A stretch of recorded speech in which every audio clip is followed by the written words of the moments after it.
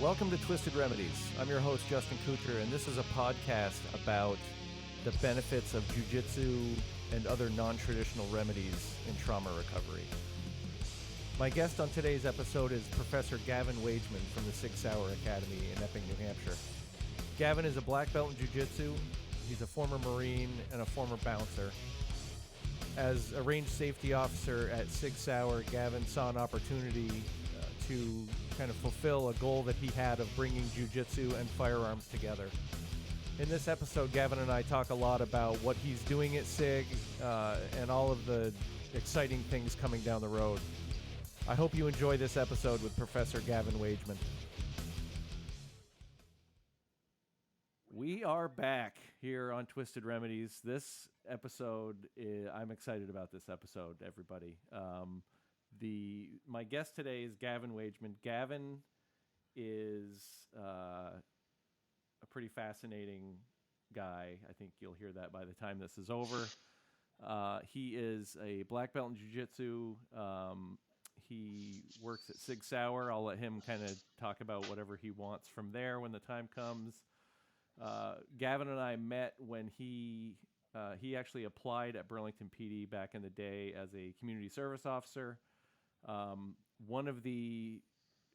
If anybody out there is interviewing for a position and you're not sure how to do it, find Gavin and ask him how to interview for a position, because he checked every box and more that we were looking for in the interview. And I left there going, wow, that's how that's done. So if he's ever bored and wants to start, some sort of how to interview for a job, that he would probably, help a lot of people.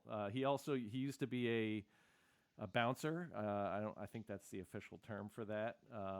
And was a U.S. Marine. So lots of kind of a breadth of experience there, and coming at it from all different facets. And again, I'm excited to have Gavin on.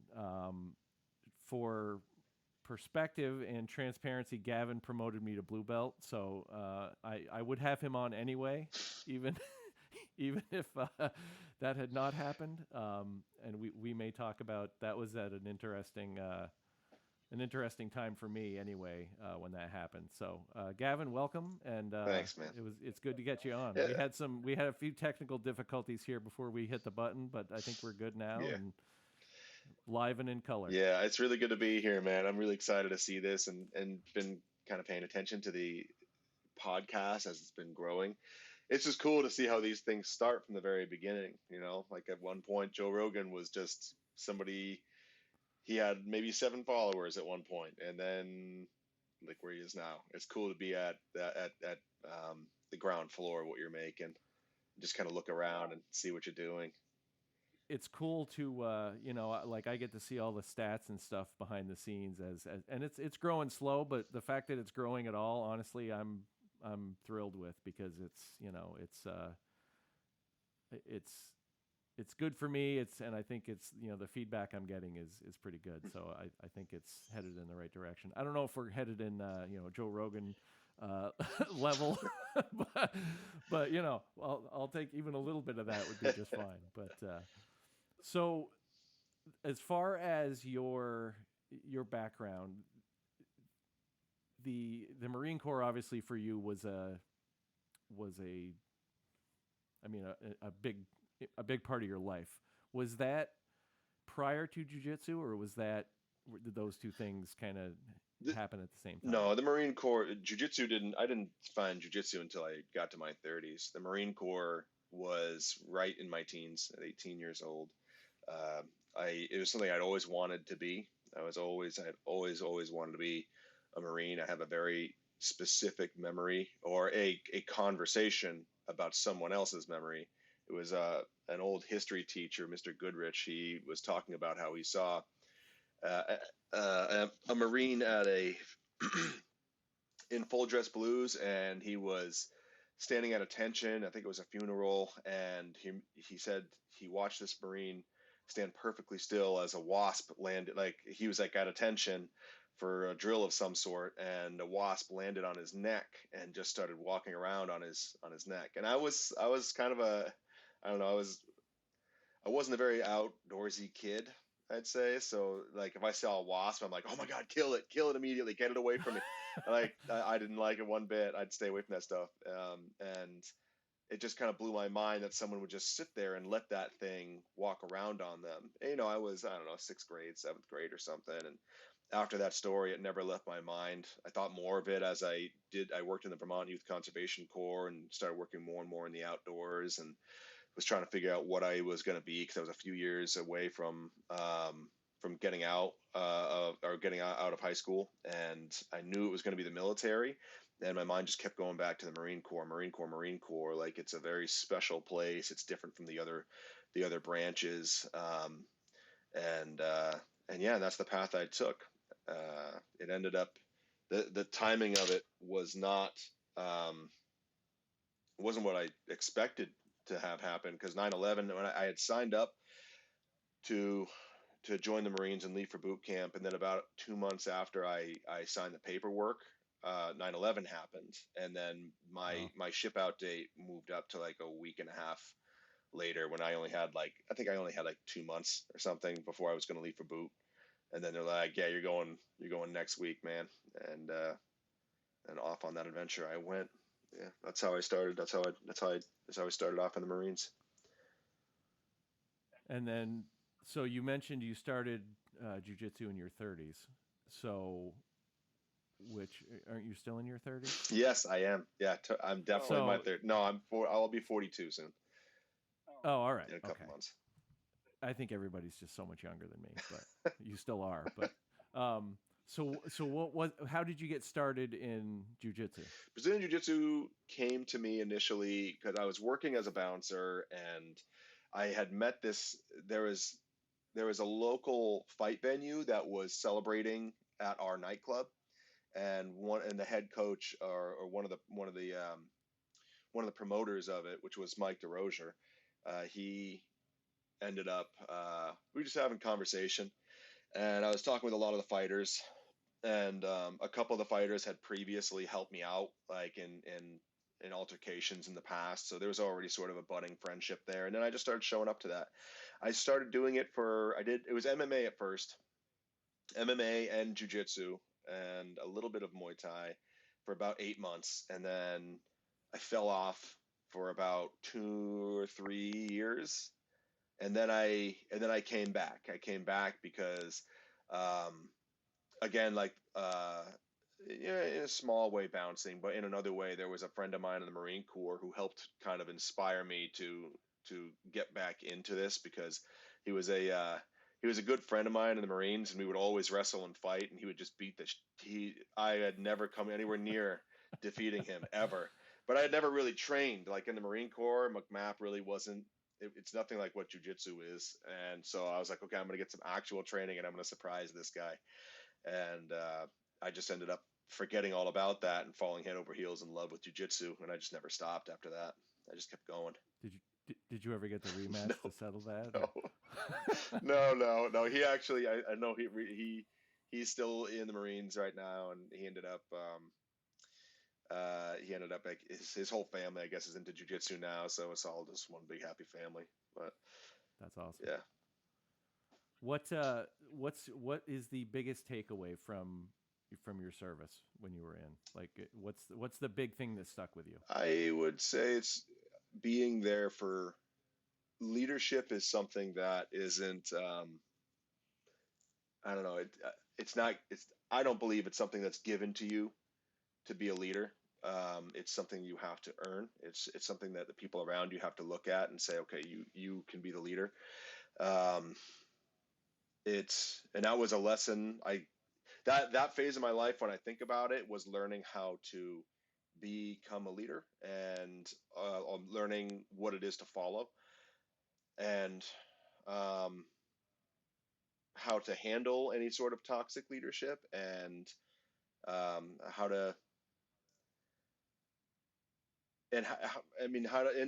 learn about grit. I was, when I was that young, I was learning about grit too. Going into the Marines, I had never experienced anything like that before, coming straight out of high school in Montpelier, Vermont, and learning about, you don't always have to learning the difference of when you need to persevere and when you need to pivot when life throws challenges your way. Um, whereas, and it's just a high school kid. That was not a skill set that I ever thought I would have. Right. Yeah. Those are probably the biggest takeaways. I would say that phase of my life was learning how to lead, and by fucking it up, and by studying the people that did it correctly, and trying to understand why they did it the way they did. Yeah, I remember when I first started seeing my friends gain their NCO ranks, and the some of them would had the and now as I look back on it, I realize it was more of them. They carried rank with them, and they believed that is what people would follow. Like if you walk up and show the rank, and it's just like, now you have to do everything that person has to say. And then I would watch like people that were beneath them tell them to just fuck right off, and I didn't understand that. And I really, it's like 19, 20 years old. I didn't get it. I was like, well, that's a sergeant. You don't tell the sergeant that. You just do whatever the sergeant says. And, and it was just such a weird experience to see that and to take time to understand why that may have been the case. I now have a clear understanding that there's a difference between power and authority. That just because authority has been given to you, it really, at its very best, would be a marker of that you have some wisdom in what you're experienced in, but it doesn't make you a leader. Because there have been plenty of guys in the Marine Corps that didn't carry NCO ranks, and I mean, you would see corporals and sergeants following some of these guys just because they were older, or they had more life experience. They just knew more. They had wisdom, but they had life wisdom. But the Marine Corps, the government hadn't recognized it yet by giving them a rank to just walk around and show. That phase of my life was about learning learning about leadership, and learning about how to follow the right leaders and find the people that I think would make strong leaders that I would follow. Yeah. Yeah, I think it's interesting that and this has come up in a previous episode, but you mentioned that just because somebody is given the role, and in law enforcement, I know like there's a lot of times where you're the person who gets the promotion, but that doesn't mean that that you can lead anybody, and it is certainly. I'm sure there are similarities between that and the Marine Corps, but obviously the Marine Corps, I think, amplifies that that disparity. And if just because somebody has that title doesn't necessarily mean that they've got the mantle to do it. And I think that is, that's a big piece of that for sure. Yeah, it was something I continued to work on, into the next phase of my life, because even getting out of the Marine Corps, it was such a lifestyle change that I then had to learn. It was like right when I just started to understand, and I wouldn't have by any means call myself a perfect leader when I was leaving the Marine Corps. I was just understanding how it worked, alongside in the context of that Marine Corps cult life. And then I got out, and then I go join. I go to First Civilian Division, and I start working as a waiter as soon as I get out of the Marines. And I really didn't understand how to act. I screwed that up when I was getting out, because I was trying to apply the rules of leadership found in the Marines, but I was doing that to people that didn't think in that very structured way. And I learned some lessons that I carry with me to this day from there, is how to be a leader in the civilian world, not just in the Marines. Well, there's a difference in the discipline that I think just Oh, yeah. Joe civilian versus anybody who's, I mean, regardless of the branch, like there's a certain level of discipline that, and the Marine Corps, again, I think, has that really dialed in. So, that's probably a bit of an adjustment as well. Yeah, it is. It certainly was. But to this day, I still look on. There's still some lessons I carry with me every day, and I think about. I have a long list of quotes that I hear from people throughout my life, and I'll probably add one at least every 2 or 3 weeks. I'll find a new quote that kind of rings true with me. But one of the very first ones came from one of my gunnery sergeants, which spelled it out perfectly. about what we're talking about as far as the difference of power and authority within the military, and what makes someone a leader is his name was Gunny Massard, and he said you're a man before you're a Marine, and you're a Marine before your rank. And that was I remember when I heard that as like a kid, and I was like, that changed everything for me. Just hearing that and trying to make sense of what that meant, because from when I joined the Marines, I just as a young kid, I just assumed you carry this rank, you do whatever they say, no matter what. They obviously know better than you, and you must trust completely. And I always, when I heard that towards the end of my time in the Marines, I was like, oh shit, like I need to, I still chew the fat on that all the time. Yeah, I never forgot that. That's one of the first quotes I wrote down in my little logbook here. Yeah. that's great. So then you come back, you get into jiu-jitsu at some point, and it eventually, like, it kind of grabs hold. What was it? And I'm curious if there were similarities of something about jiu-jitsu that resonated from the Marine Corps, like, I don't know, the discipline part, like the structure.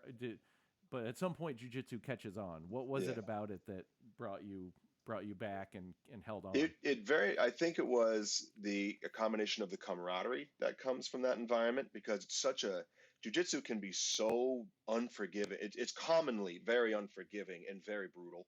And after you get tapped out, or you tap someone else out, but I mean, when in the beginning, you're the only one ever getting tapped out, and then all of a sudden you're showered with this kindness of being like, hey man, like you did a great job. This is what you need to work on. This is where you slipped.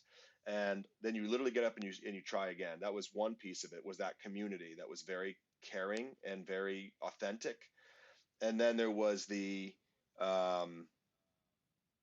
other side of it was there was a problem solving dynamic. This problem that it was unlike anything I'd really ever experienced before, because the problems would change so quickly. They would evolve in so many different ways. It was like trying to solve 1+1, and then all of a sudden quantum mechanics are involved for some reason, and you have to understand them. And it's like, so the challenge was there. I like the puzzle solving piece to it. I've always liked. I mean, I don't want to say I've liked pain, because I'd say I like the deep pressure, and there is, and I guess sometimes it is painful. That was something I liked about it. I really liked it. Really grounded me and put me in my own skin. And the humility. Maybe this will go back to just what the culture is usually, but it's hard to be an arrogant person on the mats. There's commonly not many of them. They usually most of them get filtered out when they first start jiu-jitsu. And I really did like that it had that effect on me. That Greg Anderson says it like this. He says, who you think you are will meet who you actually are on the mats, and that's the person who walks out afterwards. And that's why, I always see these memes of people who are like, oh, before jiu-jitsu, you're in traffic yelling at people. And then after jiu-jitsu, they're just like sitting in traffic, all calm. People are cutting them off and giving the finger. And they're just like, oh, it's okay. You probably got to get somewhere, man. Like, that's who you are. That's who you are at the end, at the end of jiu-jitsu. That's who you are. And it was a very authentic thing. That really helped keep me in jiu-jitsu. It also didn't hurt that I very quickly fell in love with someone on the mats there, which I would later marry. That was also that also helped me get through the days that maybe I just didn't want to go to training, but I would go because maybe I would get to have a conversation with her, or maybe I could make a funny joke and she'd laugh at it or something. So that helped push me through plateaus in my training. Great motivator. Yeah, it was. It was. Yeah, it turned out well. I'm pretty happy with it. So that's good. Turned out very well. Oh yeah. And I liked the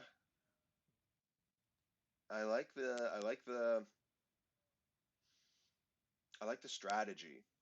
I really, really enjoy the strategy, and I've taken a lot of the life lessons from jiu-jitsu and begun to apply them to other things in my life. For example, what I'm doing now with Sig Sauer it's almost like I'm discovering jujitsu again for the very first time, because it is what I'm trying to do here is I don't I don't tell people this, because I'm a very big proponent of, I do not criticize, condemn, or complain, and this would be a complaint. But what I'm trying to do is much harder than I generally tell people. It really is a lot harder. There's so many pieces to this that it's and just like jujitsu, they change hour by hour. There's a lot of people I need to um, there's a lot of people that I need to, be able to communicate with and understand what helps them get things done in their life, and then finding ways to connect what I'm trying to do to theirs, and building relationships with all these many, many, many different people, these wonderful, wonderful people out at SIG. And it's a lot like jujitsu, where it's like you'll find yourself in a position, whether it's good or bad, and seconds later the position is completely up. It's been turned totally upside down and inside out, and you are lost somewhere else, and you have to find your way back, or just make the best of what you have, and maybe you just have to ride it out, or sometimes you just got to tap out and start over. And I'm really appreciating all the lessons from jujitsu that I've been able to pick up. I'm finding those same lessons and in this business world, with trying to build this thing with Sig Sauer. And it's so far it's going really well. It's going really well, but it is very difficult, and I do like that challenge too. I do enjoy that it's difficult, and every time something goes well, I remember, like, just like in jujitsu, when you first time you tap somebody out, you're new to jujitsu, you kind of like cheer a little bit, like, oh, I've arrived, like I've made it. And having learned that lesson, when things are like becoming successful in the endeavors that I'm aiming towards with SIG, when I start seeing success, I treat it as though it's just another round. It's just another round. I tell myself I have not arrived yet. There's so much technique yet to learn. There's so many relationships that must be built, and the relationships that exist now must be grown and cultivated and cared for equally. And it's like, it's such a huge challenge for me, and at the same time, it's both. It's really anxiety inducing, but it's really exciting, all in the same moment. It's just a fascinating experience in my life. I've kind of looked at this time with Sig Sauer as being a huge career development moment for my life, because like, my time in the Marines was understanding leadership. My time in the service industry and bouncing was understanding people and how to communicate with them in all different states and mindsets. And then now and my time with the police department was having more of an understanding of empathy and how apathy develops with somebody, because I definitely had that experience of being apathetic and just wanting to find something else. And then now this time with Sig Sauer is going to be focused on career. I'm going to understand this new jujitsu, and man, I'm really, really lucky to have all the challenges that I've been presented with. I'm incredibly blessed to have them. I wouldn't give them up for the world. I forget how we ended up in this conversation to this point of the conversation, but I've been, since you sent me the questions, I've been chewing on them, but just in my own in private, just wondering about all the questions that we have here, and it's caused me. I don't often get to just sit down and look at my life, or just take a step back and look behind me. And every time I look at the questions that you sent for, like, hey, this is what we're going to generally be talking about in the podcast, I'm like, wow, this is such an amazing thing that I have never asked myself all of these questions at once. And it's yeah, I'm going down memory lane, and I'm dragging all of you guys with me right now. So That's awesome. So what can you talk about what you're doing at SIG? Is it, yeah, are you able to kind of let the cat out of the yeah, bag, yeah. or at least show us the cat? Of course, yeah, absolutely. So where we are right now is we're developing we're adding something new to the Sig Sauer Academy, which, I mean, since I arrived to this place with the intention of doing what I'm doing now, 2 years ago, I have, even before that, before I even saw an opening to get out here and take a shot at this, the Sig Sauer Academy to me has always been like a place held in high regard. There was always a lot of reverence for this place. I had a lot of friends in the tactical community and that work in police departments, or still in the military, or that maybe they'd gone off for a career in special forces, and just keeping in touch with them, they would always speak so highly of this place.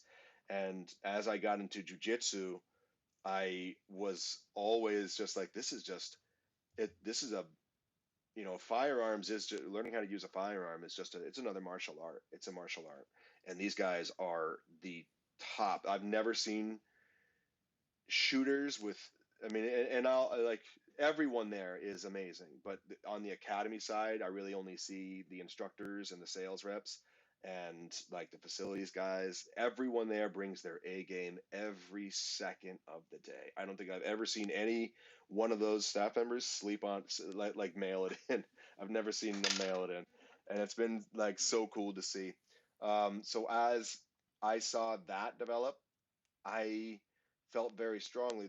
SIG came out with a 7-part series called SIG Empower the People, September 20th of 2020, and it covered this. It was this young woman who had been kidnapped and raped repeatedly over the course of hours, and she's learning how to harness the ultimate in individual violent technology, which was a gun. She's learning how to shoot a gun, and you get to watch her go through that journey. And for me, that was really cool to see, because this was when I was just starting off working at the police department with you, and I remember watching this, and I had felt like SIG. It had always been a point of pride for me to help teach people jujitsu, help them understand how to fight and how to perform on the worst day of their lives, and be prepared for something like that. And I felt like SIG just kind of came along and took the ball out of my hands.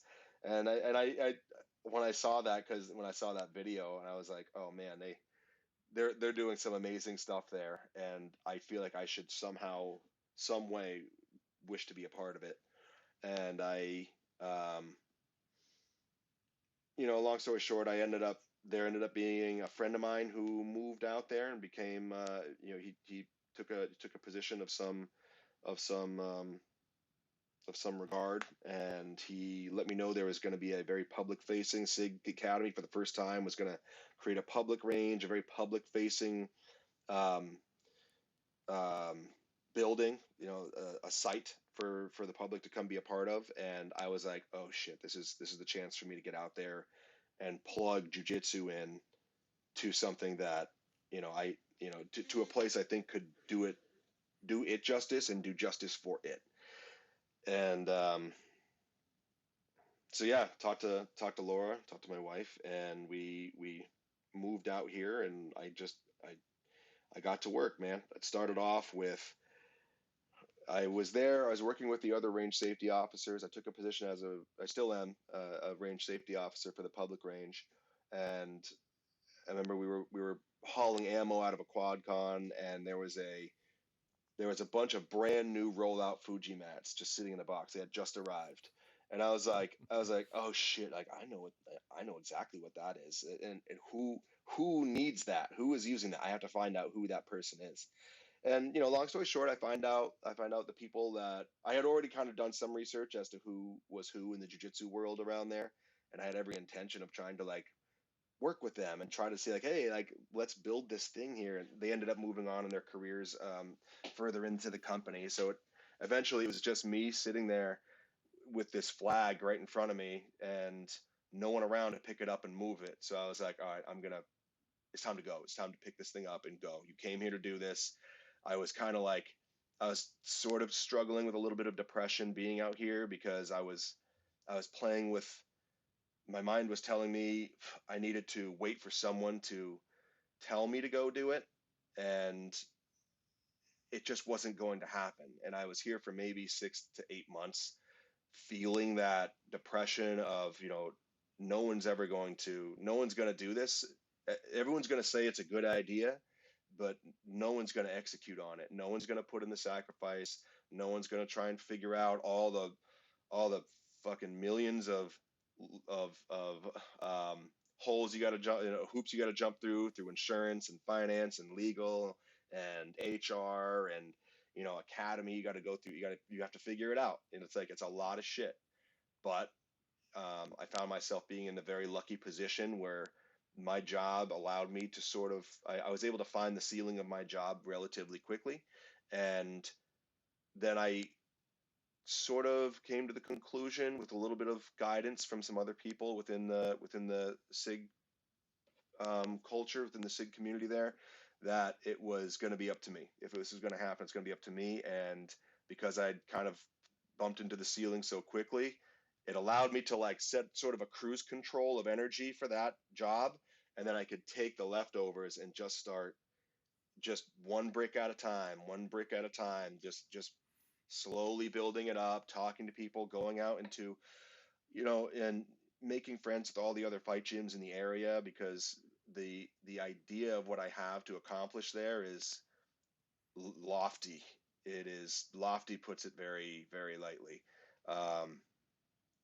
And so I was developing a lot of relationships with local fight gyms and a lot of their leadership and some of their star players, with quite honestly just intention to show them that when this thing takes off, I wasn't going to be looking to hurt anybody or poach on anyone, but if we can all work together, seeing what SIG is becoming, imagine how far jiu-jitsu could go. And for me personally, imagine what we could do to, I'm a very big proponent of the Second Amendment, and I think that there is a huge argument to be made about connecting the rest of the martial arts world to shore up the Second Amendment, because like I said earlier, I consider it to be another martial art. It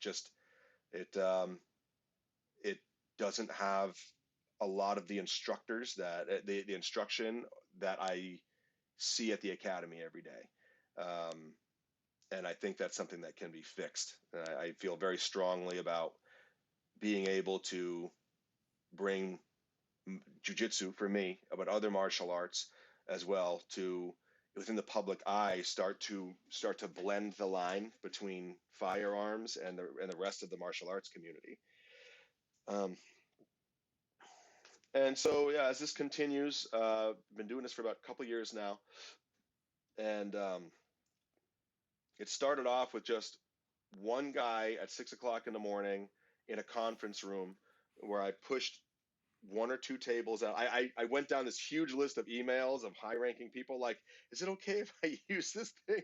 Is it okay if I use this little rollout mat that I found out here? And people are like, who the fuck are you? Yeah, sure, whatever. Go ahead. And then I started doing it. And eventually the times changed. The word started getting out. I just never stopped putting the word out, never stopped building the connections and further into the fight community and other local communities. And then, I eventually start taking up about half of the conference room. I'd push all the tables back. My boss was very helpful. He allowed me to be able to kind of work on this project, because he also knew I was very passionate about this too, because it was something that even in my interview, I was like, if I come to this academy, I'm going to do what you asked me to do, but I'm going to build this thing. I'm coming here to do this, to get something started that I don't think you were able to do before. And he was very accommodating with me, and he still is. He's still very helpful. Yeah, Tyler, he's a good dude.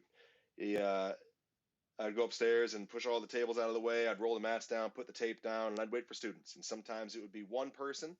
So once in a while, I think maybe 2 or 3 times, there was no one showed up. And then sometimes we would have 19 or 20. And we would just take over the conference room, have a great time. I did everything I still continue to do everything I can to connect our jiu-jitsu, our time on the mats, with time on the range. Yep. I'm seeing a lot of crossover now that I've been kind of chipping away at it, of these people who are learning how to fight, and now they're starting to learn and getting comfortable with firearms and their Second Amendment rights. As we continue up the timeline,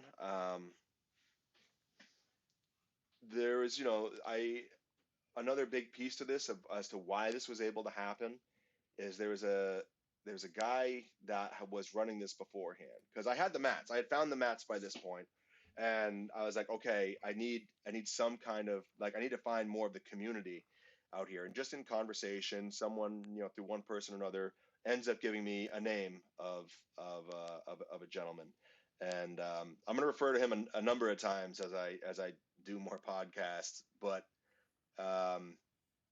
just he's a private guy, so I'm just going to refer to him as Stellen is going to be the name that I'm choosing for this guy. Anyway, Stellen, he told me that he ran a bit of a program beforehand, before COVID came along and knocked it all down, and he was able to kind of reach out to these guys. I talked to him on the phone, and he reached out to some of these other people that were doing it, and he helped. It's like I had the kindling, and then he had the fire. And he came and he brought the fire, and because of that, there were a number of people that it helped get the word out.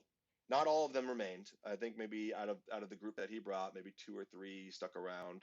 I can say 2 are still with me now, but it helped get the word out, and he was always there to help me understand how to shape this thing, and how to maneuver through the corporate structure and corporate environment with something like this.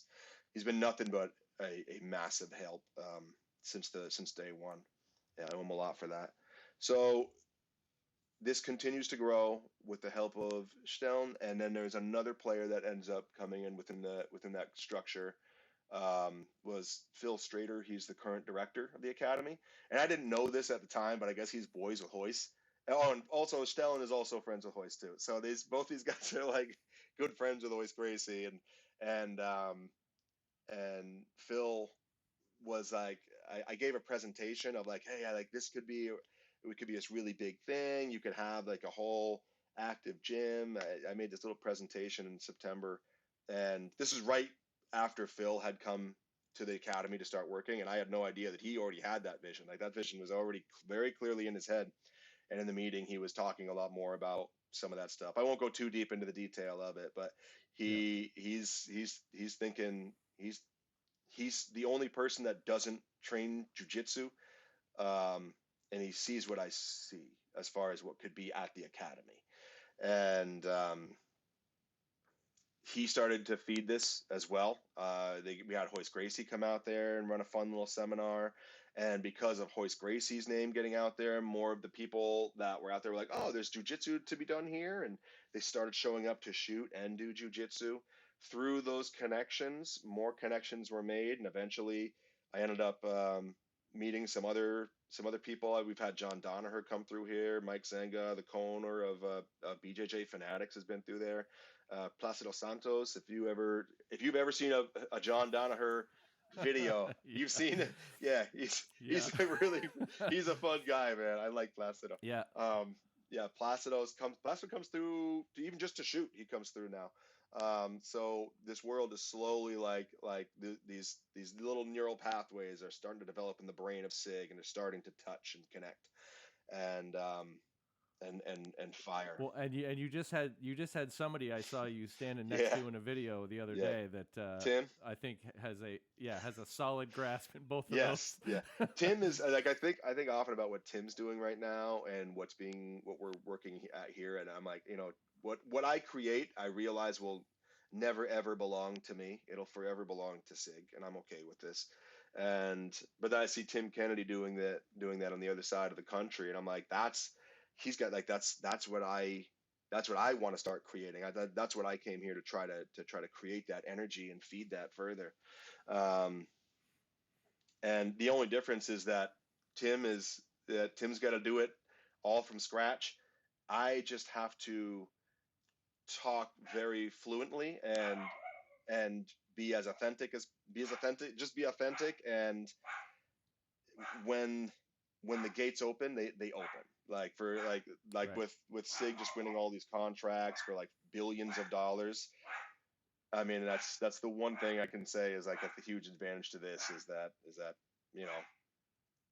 if I can say the right thing to the right person at the right time in the right place, you can get access. You can get access to just about any resource you need, and that's been a very valuable lesson as well that I've been learning in this process. Is just learning how to communicate with people within this corporate structure. Stellan's helped out a lot with that as well, and it's been. Well, and it's definitely growing because again, following the feed, you just had Fuji there laying a fantastic floor, mats, wall mats, the bags, the whole thing. I mean, it's a gorgeous looking I've never had facility. mats like those in my life. Those springboard mats are something else, and it was cool to have like Travis Stevens out here. I mean, to come out here and check that out. He brought his the Olympic judo coach Jimmy Pedro as well out at one point, and they both just went out in the range and shot a little bit and kind of looked around at what I was trying to build, and they're like, yeah, we can do this. We can work in here and get this done. And it was cool having Travis Stevens himself come out and help install this stuff. An actual judo Olympian in there was a very it's a cool moment. This is cool that I'm getting to kind of rub elbows with these kinds of people.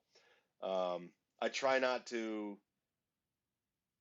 I try to stay very, very in control of my emotions, but there's a lot of people that I'm around that I quietly fanboy in front of. They will never know who they are, but many people that I'm like, wow, like you are people that I've read about or I've seen the things you've done in movies, or I've heard about you from around the academy. Like people, it's very clear to me that I'm walking around Titans right now, and it's not something that I'm not going to not, if I'm around these people, it's because I might be becoming one, and I'm not going to let those people down by not pouring it on and giving it everything I have, and doing the best I can to belong. So now like you said, now we're at that point where we have these Fuji mats. We are no longer running from room to room, because I had these rollout mats. I basically just carried them from room to room wherever I could find a spot that was open, wherever we had some time, and I would just go roll them out and set them up and let them run. And then whether one person or 10 people, 100 people showed up, roll them back up an hour later and do it all over again the next day. Now we have a building. Now we have the best mats. I think the best mats I have ever been on in my life in 10 years of jiu-jitsu. And I have never seen mats better than these. In all the gyms I've ever visited, I've never seen mats like these. And it's just the beginning. I don't want to let the cat out of the bag here, but I know the current director, Phil, he sees greatness in that place on a level that has not been done before. And I'm very excited about what's going to come from that. But yeah, now we have awesome. I have a couple of people now that I'm we're working with, cultivating more relationships with Weedify, Adopt a Cop, setting up defensive tactics control courses, and taking jiu-jitsu into places that might be more difficult for your average gym to do, like fighting within hallways and cars, and there's so many unique things I can connect to. At this academy, there's so many different classes that you could add a fighting aspect to and create an entirely new experience, and at the same time plug in that martial arts community and sense of camaraderie, and really help it'll help out business. It'll bring people together. It'll help people be more prepared for the worst day of their life. And I think it's just going to be something that everybody wins at. When Sig, we're still just scratching the surface of what can be done here with this. It's just, we have not arrived. It is just the beginning. I keep saying it. We have not arrived. We have not arrived. And it's true. We have decades of stuff ahead of us, of keeping things fresh and exciting. And I'm very happy that I'm able to touch this while I can. And it's not gonna, if I'm here to do that, it will not go unwatered. I guess it will grow. Yeah, and anyone that comes near it. Interesting that as you're describing that, a lot of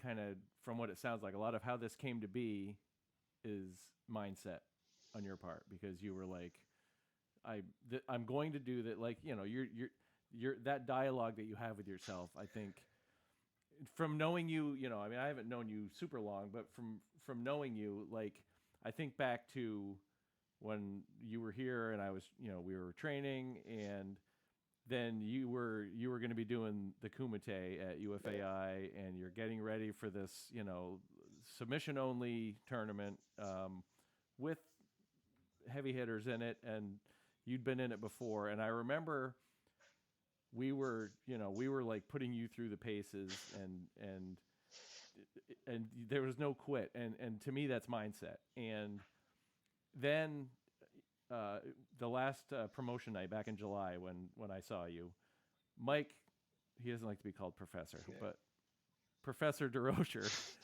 he can get mad at me for saying that. I won't say it again. But Mike is telling the story about you getting your black belt, and it's funny that the way he described it is, at the beginning that he said, defend this house. And he said, your face changed, and then you go on to win this thing, and he gives you your black belt at the end.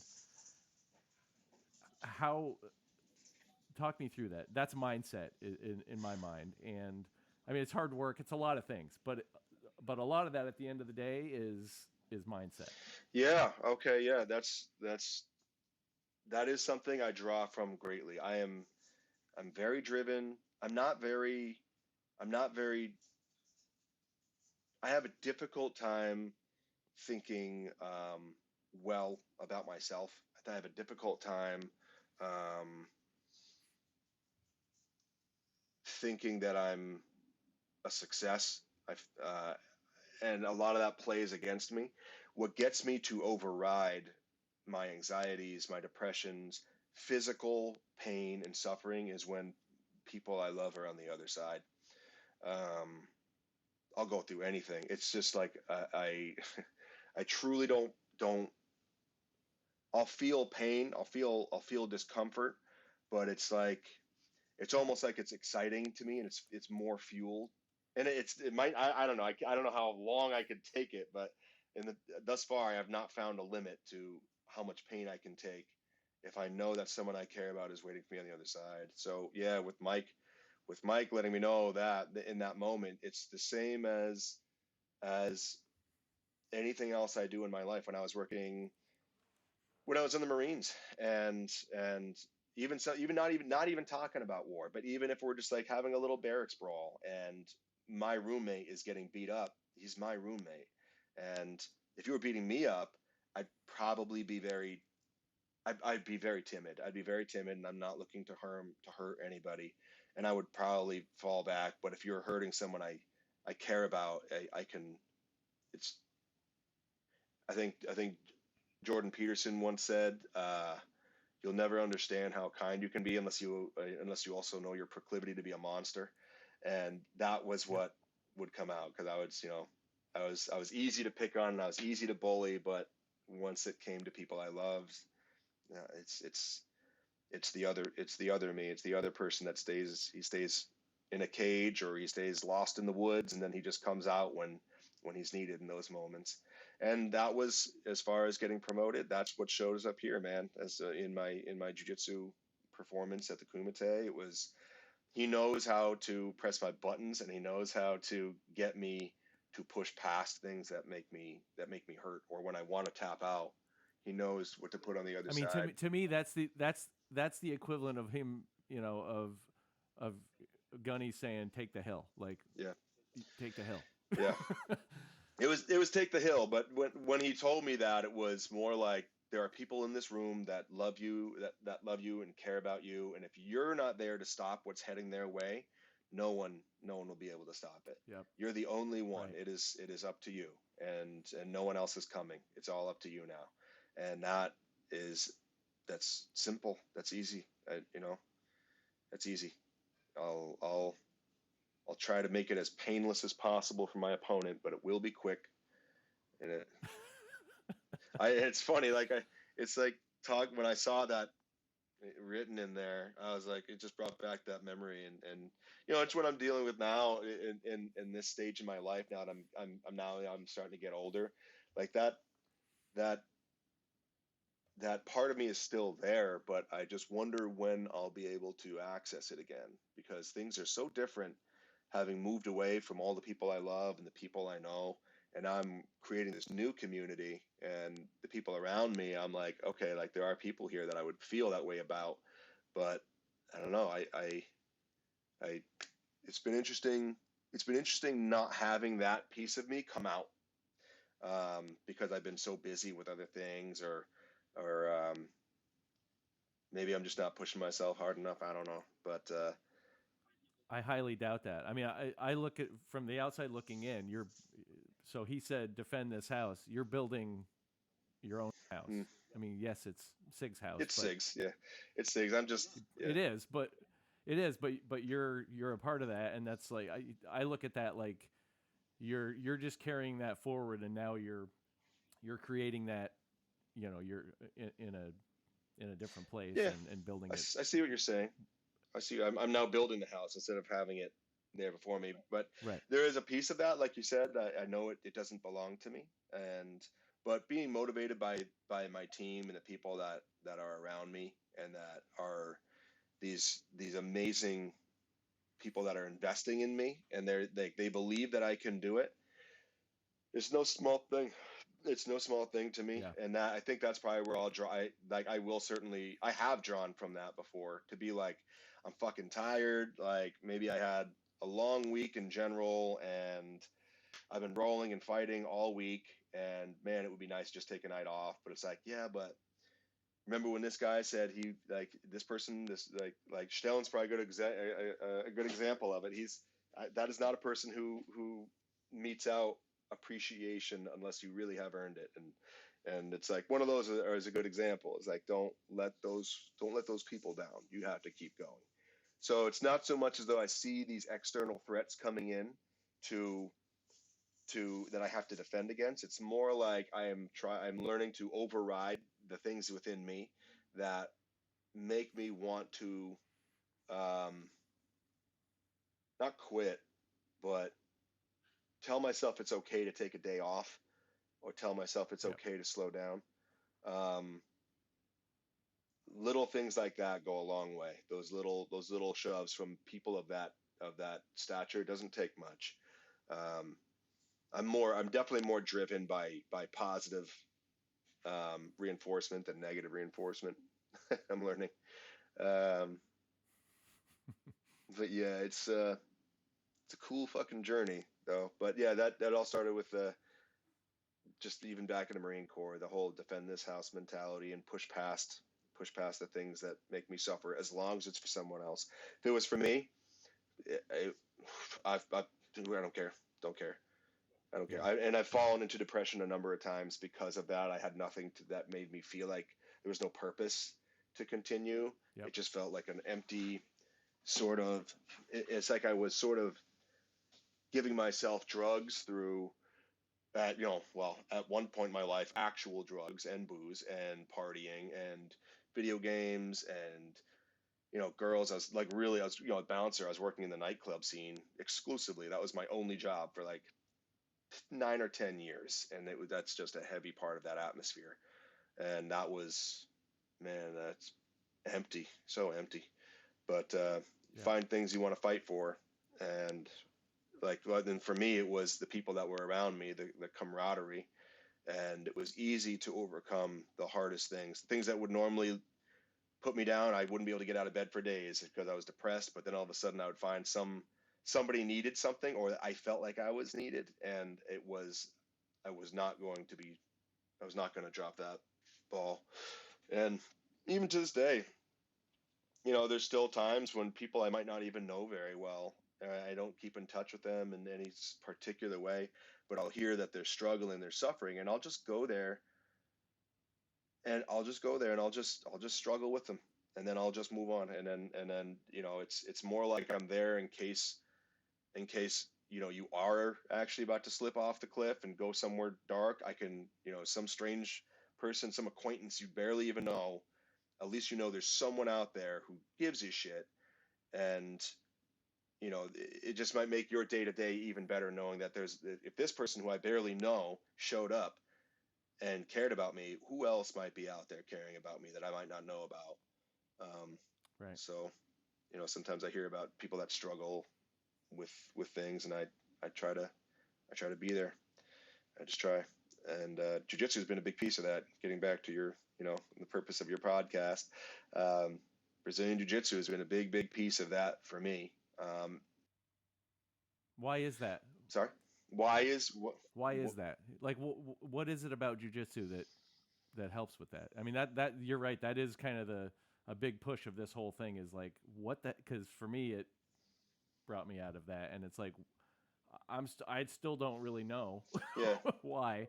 So this is like a quest to figure out like what is it about jujitsu that can help bring somebody out of that it is funk. the most. It's the most. I have found this to be the most comfortable way to be uncomfortable on a daily basis, and it's like it's when you're in the middle of a roll, there's problems that are coming at you left and right, and it's about as close as you can simulate someone trying to kill you without actually having that be the case.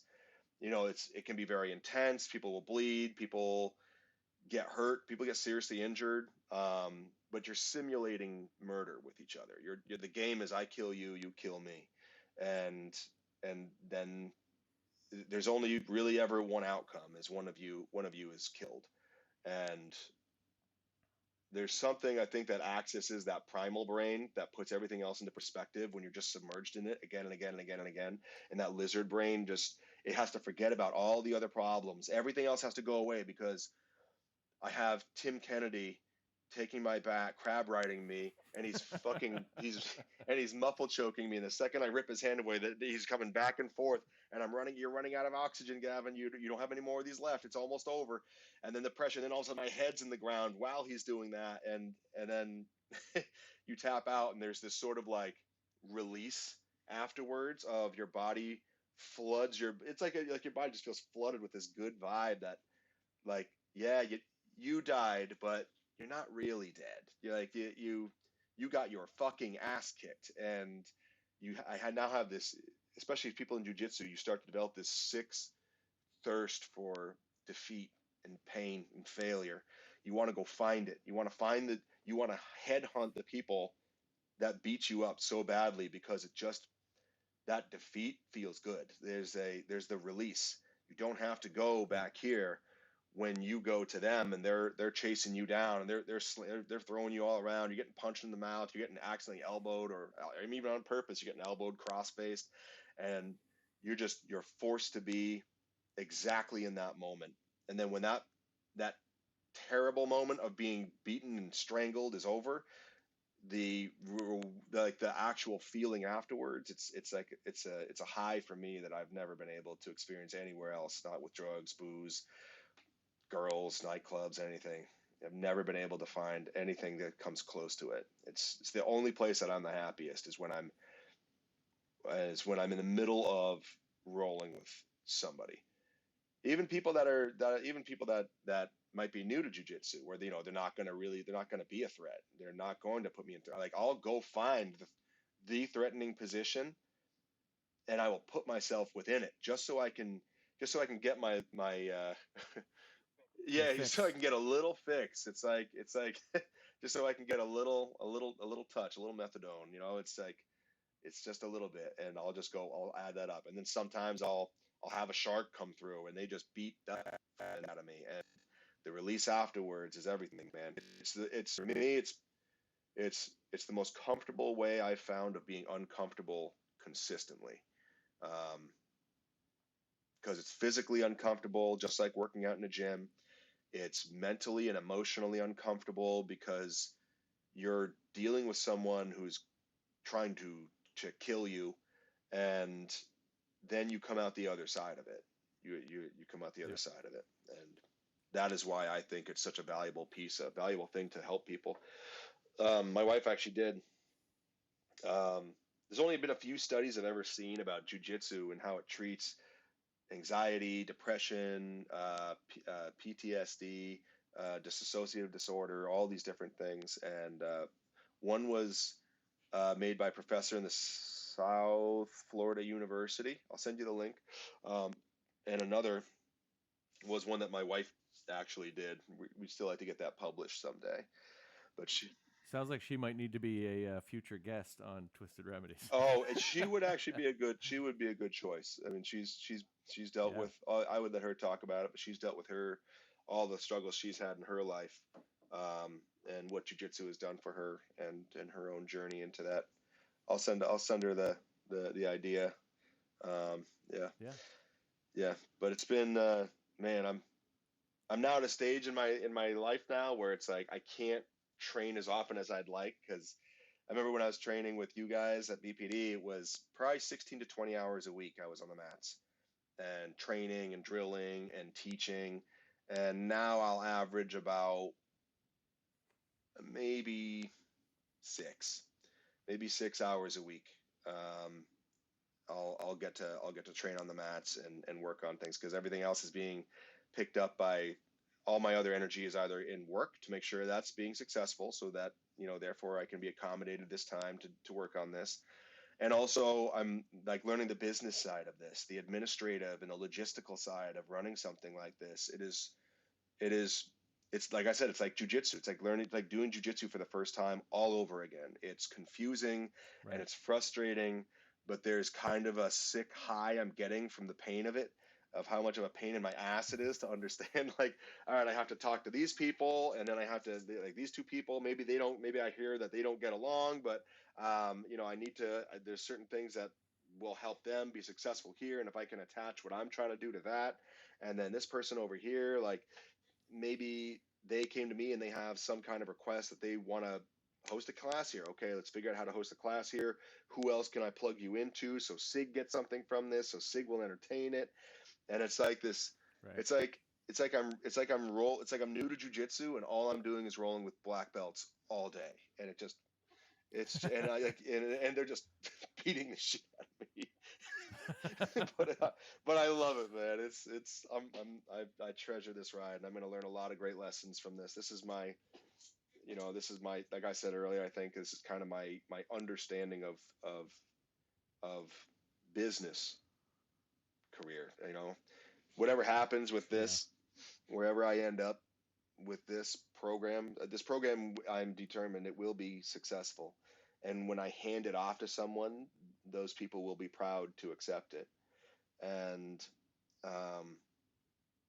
my brain keeps asking me, like, what's next? What's next? What's next? It just doesn't turn off. It never turns off. I mean, I'll wake up at like sometimes 2 or 3 o'clock in the morning, and I'll just lay there for hours in the quiet with my brain just dancing. Like there's like a lightning storm going on in my head of ideas, and this person knows that person, and they could connect this way. Then, do they like guns? Okay, well, maybe how do we get them to like guns? How do we talk them into it? What about connecting this guy to that guy, and then they'll talk to this instructor, or they'll talk to this salesman, or they talk to this corporate entity of some kind, and it just it's cool, man. It's just like in jiu-jitsu. You're like, oh, so I got this triangle, but he fed his arm and defended it, so I switched to an omoplata, and then he rolled out of the omoplata, but I knew he was going to do that, so I rolled with him, and I moved into the side control, and then side control, and he got the underhook, and then I weaved my arm inside of his leg, so I stopped the underhook and flattened him back out, and you're just going like this. I'm doing the same thing with building this program. It just never shuts off. It's the most anxiety. Awesome. It's like the most anxiety I've ever had in my life, man. It's just never stops, because it's like, this is also a very, like I said, it's a very high performing place, and I wouldn't give that Right. up for the world, man. And there's just a part of me that doesn't want to slip, not when people have invested in me. The people that I know have been like, hey, I believe in you. I'm not going to let those people down. And there's my brain is always in the background being like, hey man, someday you're going to slip someday, and what happens then? So that anxiety is always chasing me around too. Yep. But you've got jujitsu there to keep the balance for sure. So go ahead. I was just going to say that was the irony of it. The thing that's creating the most anxiety is also my greatest relief of anxiety. Yep. Yeah, as long as you have that balance, though, I think that's manageable for sure. So I want to be respectful of your time, because we're running a bit here, but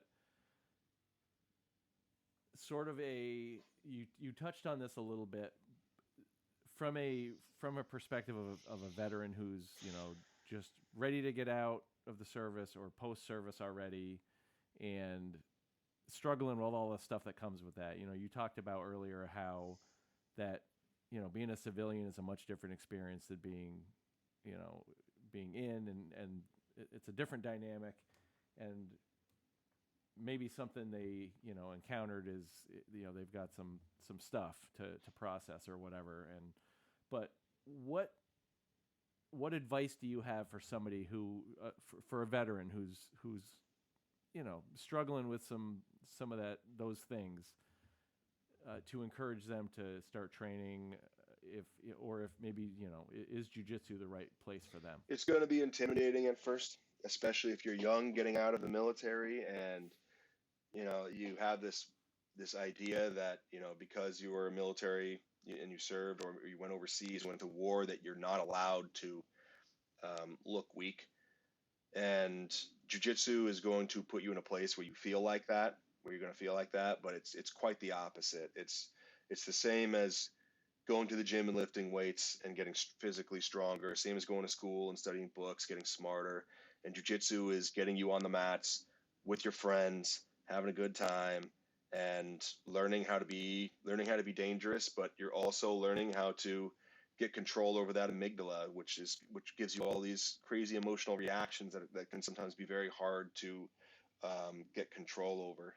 And you're actually, even though in the beginning it's going to be hard and you're going to feel weak and like you shouldn't be doing it, or you're going to get a lot of anxiety driving, because I'd get a lot of anxiety driving into UFAI my first 6 to 8 months.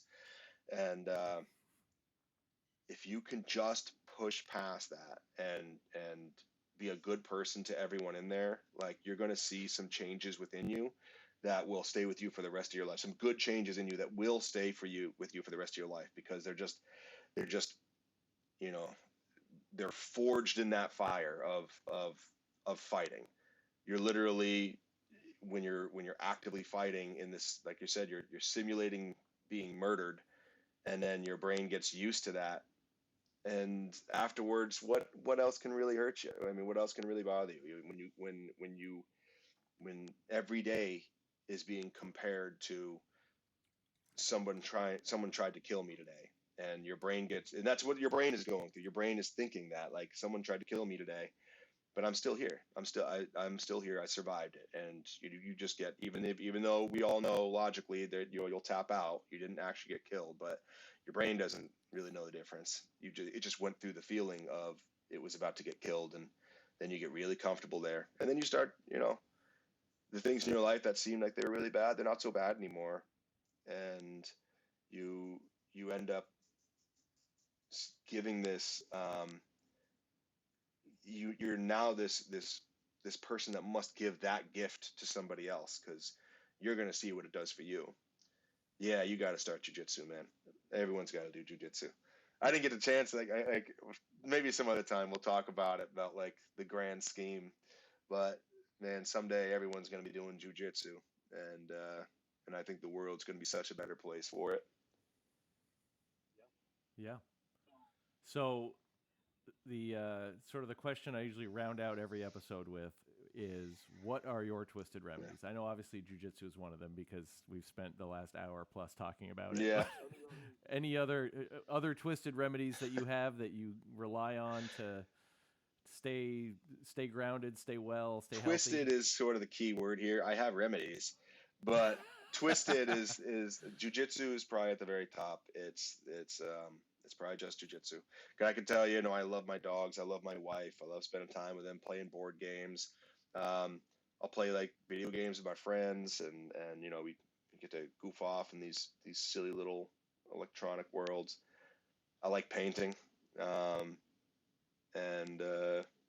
jiu-jitsu is the one that's just unique above them all, because it stands above them all too. For me, that's my way out. That's the way out, and I'm doing my damnedest to show everyone else that this can do the same for them. Can't argue with that. Well, Gavin, I appreciate you coming on.